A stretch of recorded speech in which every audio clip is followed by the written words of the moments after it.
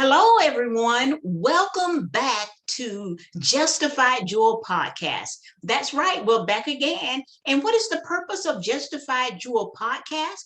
Well, it is to introduce you into so many different topics. You get to know different people. You get to put some of the information back into the community and into your life. And here at Justified Jewel Podcast, we talk about spirituality, physical health, emotional, social behavior, mental health, and all of those different things. But today, I have a special guest. But before I introduce him so that he can tell you more about him, I want you to be able to tune into my website, which is justifiedjewel.com. There you'll get to hear my blogs. I'm a motivational speaker. I'm a certified coach. And so you can just tune into all that and you'll be able to find my special guest. And you know what? I've said before on my show, on this podcast, I don't just invite anyone on. I invite people that I already know that I've connected to. And this gentleman just so happened to be a part of my class. And he and I graduated together from the Coach Training Alliance School. So this is a fellow coach that I trust and admire. But without further ado, this gentleman is the name of Michael Del Fonte. Michael, tell the viewers what you want them to know about you. Thank you for the warm welcome, Joanne. Really happy to be here. Really appreciate it. So my name is Michael Del Fonte. I'm a men's coach and I help men build better romantic relationships. That's what I'm all about. I'm all about helping men who really struggle in relationships. Maybe they've been either in a marriage for a long period of time or they're struggling with their current relationship. It could be at very different stages, or even maybe you just recently got out of a relationship and things didn't go the way that you really wanted them to. Things might have gotten a little toxic and you want to really just fix that, figure out how to build better relationships. How do I have successful relationships? Relationships that have more connection, more intimacy, more love, more trust. And so those are the type of clients that I really work with. I'm based in Seattle, Washington. And if you're interested in following me, you can follow me on Instagram at Mindful Millennial Coaching, which is the name of my business. And if you're interested in connecting with me in a Facebook group type situation, I have a Facebook group called Men Building Better Relationships. In that group, I go live every single week where I'm giving all kinds of different advice about how to build better relationships. Wow, that is so interesting and is so much needed. As a female, I will be sending all sorts of people to you, male and female, because I think that women can help and guide men into that perspective that they're looking for. And most men, Michael, they don't even know that they don't get it. So I want to start out with my first question in the dating realm. You know, everything is hunky dory and they're trying to impress the opposite sex. So tell me, what is it that the average man needs to know when he starts a relationship? Well, one of the important things that to start a relationship, I think one of the traps that a lot of people fall into is trying to show you the best version of yourselves. And we try to cover and hide all of the things that we might not necessarily want to show to somebody else in fear of putting them off or becoming unattractive or whatever the case may be for them, right? And I would highly encourage those that are in new relationships to be yourself and put everything out onto the table, because what really creates closeness and connection and intimacy is being vulnerable and even talking about some of the scary, darker things that you might want to hide from your partner, new partner that you're now dating. I totally agree with that because that is what goes wrong because that person falls in love with what you've put on the table. And that is not who you truly are. And it's such a strain on the relationship if you're trying to be something that you're not. So, as we dig deeper into just the dating scene of this, what is it that you want us to know or the men to know if the relationship is not working out? How do they handle that? Well, if the relationship isn't working out, there could be a number of different factors that are going into play. I think first and foremost, it's really about getting concrete, specific answers about what is missing. Tap into your partner's emotions, ask her what she's feeling, why she feels that way, and really get a lot of clarity. I think a lot of relationships a lot of people base themselves based on assumptions and might be afraid of asking that really vulnerable question about what's going on, partly in fear. It could be in fear of not wanting to know yourself, Mhm. what the problem is with you. So it takes a lot of humility in being able to look into those kind of issues. So yeah, I would say be vulnerable, be specific, try and get as much information as possible, and just get really Yes, clear about, which things are not going well. And then you can start to pivot and think about, okay, how can we right this ship? exactly. And so many times on both sides, the relationship, they just assume, well, you knew what I was thinking. You know what I really wanted. I don't know why this is going wrong. He didn't do this. And he's going, well, she should already know that. Absolutely. Put it on the table. Let the person know exactly what's going on. But now, before we move into a marriage situation, we're still talking about dating. So there are times when you're just not meant to be. And now the relationship has resolved. Someone is truly hurt. How is it that you tell that man how to get over the past hurt? Well, one of the really common things that happens for a lot of men and a lot of people just in general, really, after a relationship is we all start to romanticize all of the great things about that relationship. We forget about the issues that led us to this place, and we feel all of a sudden it's a huge shift. There's a huge Mm, change in your day to day in your life, especially if you're living with that person or whatever the case may be there. But when things don't go right, it's really easy to beat yourself up and be mm, really negative and self-critical and think, I should have done this, I should have done that. Where am I missing the boat? Um, and that can be really detrimental. So what I would say to somebody that's in that kind of situation is to one, first of all, feel your emotions. Another mm, aspect of that is a lot of men, especially, love to just bottle those emotions mm. up and push them Yes, down. Nope, yes. we're not going there. Um, feel your emotions fully because Mhm. those emotions are genuine and true to you. Yes. Um, and then from there, start to one of the exercises that I have people do is write down all of the reasons why this didn't work out in the first Mm. place. Remind Mhm. yourself why, and also think about how the breakup is a blessing in disguise. Mm. Yes, because I think most people are thinking, where did I go wrong? And the other one is they start to take their past baggage with them to the next relationship. So I want you to dig a little bit deeper into how not to carry that past baggage because you're thinking about that woman that did this, that, and the other. And now you're thinking and looking and bringing that negative energy, and you're thinking this woman is going to do the same thing.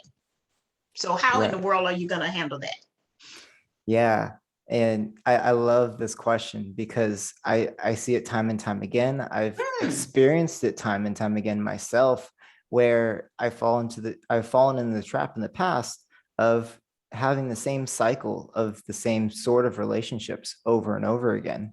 And Mm-hmm. I was wondering, like, what is going on here? Mm. And what happens, what we're really talking about here is the healing process, giving Okay. yourself time to heal and process the previous relationship before you jump into the next one.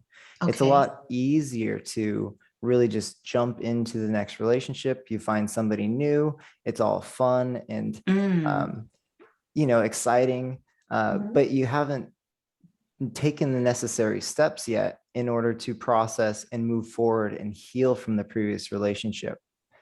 So I would definitely encourage people to take that time to Mhm. really dig deep and try and understand why um, you might be having the same sort of repeat behaviors, and why, like, what can you change? How can you learn from the previous relationship and better yourself during this period when Yes. you're alone, so that you are ready for the relationship that you're really looking for in the future? Yes. And so we need to dispel that old topic or that statement that says the best way to get over a past relationship is to jump into another one. And you said it so clearly that we need to take that time out and heal and process exactly what happened in that relationship. Michael, this is some good stuff. I hope the viewers are taking notes because guess what? You don't know, but I have this little pad in front of me and I want to know all these things that Michael is telling me, guys, so that I can send them over to him because we need better relationships. We need better communication skills with the opposite sex. Now, I don't know if you get a lot of clients when it comes to the married couples. But one of the things that happen in marriage is that everything is going great for 5 years and people grow and change in different levels and different rates. So how do we keep the marriage alive and healthy? Yeah. So the first thing that comes to mind for me there, in terms of keeping different growth rates, right? Mm-hmm, It that you mentioned is, you both people are going to grow at different rates. And that's just a mm-hmm, fact of life. But the important thing is making sure that the two of you are growing together, mm-hmm, right? Um, I think when you have one person that is growing or going through a huge, like, period of time in their life where they are going through that growth period, and the mm-hmm. other person isn't, the person that isn't is going to feel some change, right? There's this Yes. resistance Mm-hmm, and resentment mm-hmm, that gets built up. mm-hmm, And one person might expect the other person to grow with them, and the other might want them to stay the same because that's what's mm. comfortable, that's what's familiar. So the important thing really is just getting down to making sure that both of you are on the same page and supporting each other through each other's individual growth.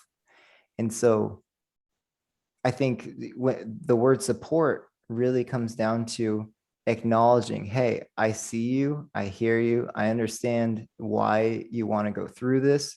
Mm-hmm, It all ties back down to clear communication as well. mm-hmm. Being really open and honest with each other about the period of growth that you're going to go through and what potential changes that might, how that might play out and affect the dynamics of your current relationship. Yeah, open communication, uh, making sure that you each are on the same page. You're on your own individual journey, but Mm-hmm. the two of you need to have some sort of, be in sync with uh, the direction that both of you are heading, and checking in with each other, making sure that everything Yes. is okay. And I think these are some of the things that couples, whether they're single or married, these are some of the things that are overlooked. You just want to spend time with each other. You're wanting to go through the romantic stage. You want to have a companion, but no one has previously discussed in the relationship how people can possibly grow at different rates. And you don't want that resentment to set in. So I like what I heard when you said that what we have to do is understand that we are going to grow at different rates, but to be able to be seen and heard. And that works for everyone on any level. That as long as you are acknowledging the other person's growth, then there would be no reason to have that resentment. But the other part of that, and this is my last question for you, Michael, is how do you argue? There will be arguments. And if not, there's probably something seriously wrong. There are going to be arguments. How do you have a great one? There is no great argument. How do you have a good argument where it doesn't turn into something in a negative way?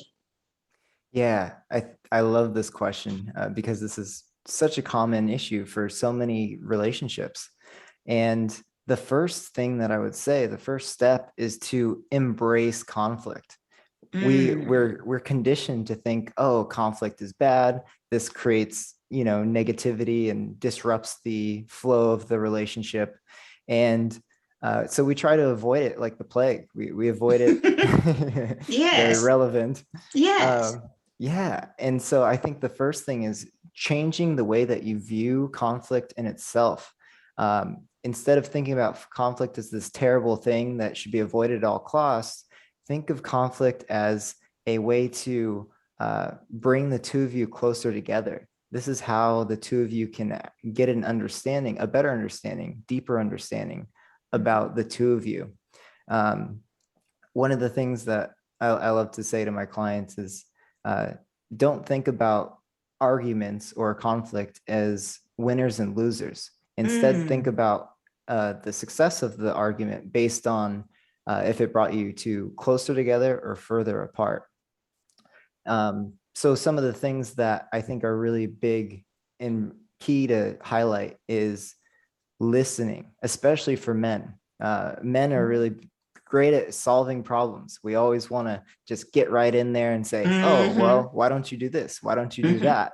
And it mm-hmm. might be a great solution for what your partner's spilling out and sharing with you. But the first step is just like slow down, listen, hold Mm-hmm. space for your partner. Sometimes your partner might not even want to have a solution necessarily. She just wants to be heard and Mm, understood.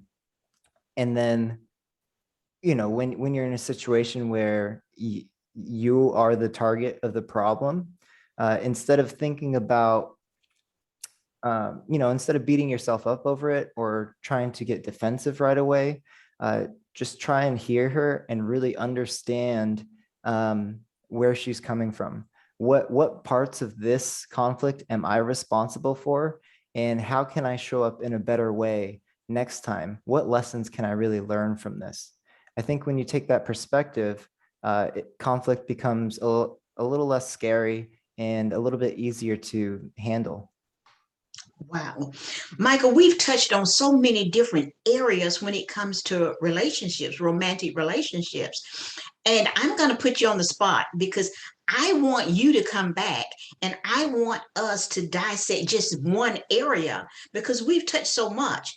And you know what? For me, the favorite one was embracing conflict.